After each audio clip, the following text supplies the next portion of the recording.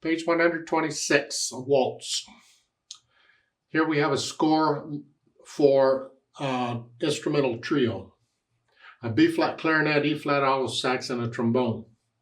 The B-flat clarinet part could be any B-flat instrument, doesn't have to be clarinet, and the E-flat alto sax could be any E-flat instrument, but there aren't a whole lot of those around except saxophone. The trombone could be any concert-keyed instrument. That's fine. However, these instruments work too. And what they want you to do is to be able to transpose them as appropriate to play them all together and make it sound right.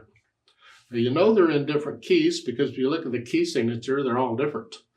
The key signature we're after is the concert-keyed instrument, and that would be the trombone. So this is actually in the key of B-flat major, concert B-flat major, say concert B-flat. Okay. So first thing we need to do is transpose the B-flat clarinet part down. Remember, when a B-flat clarinet plays a C, it comes out as a B-flat. So we got to take all the notes in the score down a step.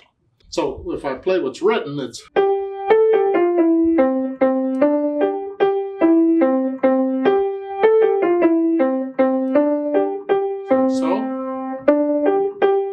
Okay, but I want to take the whole thing down a step from there into the key of B-flat. So all the B's and E's are flatted. And all the notes go down one. Instead of a G, it's an F. Here.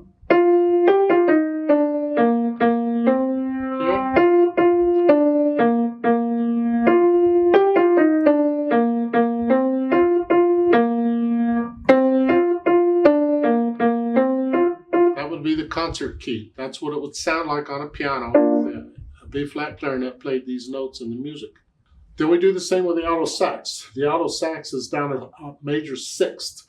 However, you find it pretty easy if you'll just mentally change the clef sign to a bass clef and play in the key of B flat. So instead of the B that's written, in treble clef, in bass clef, that would be a D down here. I'm gonna play this D. I'm gonna go down a sixth from where it is. So it's just pretend it's bass clef. 1, 2, 3, 1, 2. Now we have to stay in the key of B flat, so all the B's and E's are flatted. So in that third measure, that is a E flat and E flat. I can't talk. Yeah, so much for that. At the end, look at the last two measures though.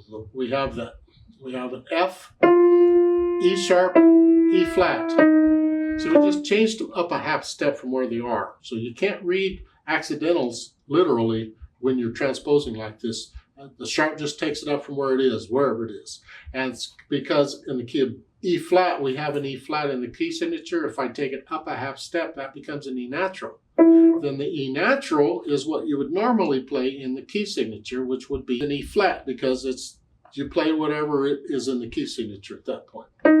So the E sharp is E natural and E natural is E flat, and I'm going to go have a bear. And that's that one. Now they want you to play different parts together. Well, isn't that going to be nice? They want you to, like the clarinet and the trombone part. Well, the trombone part is here. The top staff and take everything down one note. But play in the key of B flat.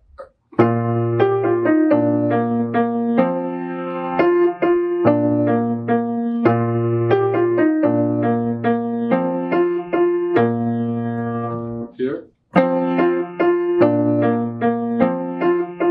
You get the idea, I hope. Then do the same thing with saxophone and trombone. So here I'm going to play it, I'm just going to pretend it's bass clef. This is a D.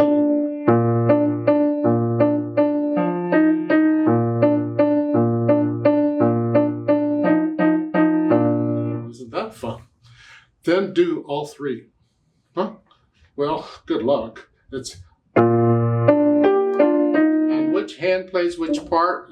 It just depends on where the notes are and what's more convenient. Here, the D's up here, so I'm going to play it with this hand. If I were playing it down here, I'd do it here. But it's up here.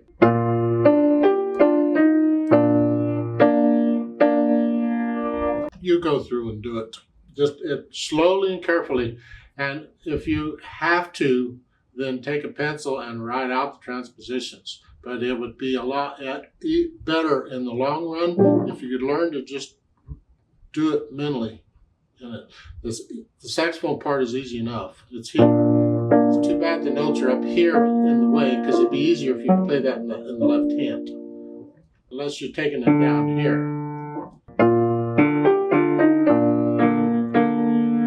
See here?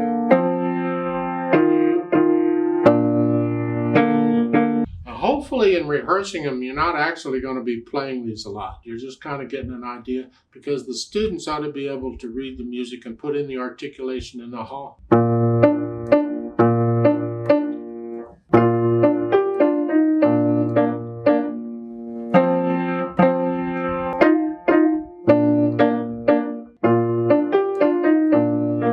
Staccatos in there, that just is another layer of headache.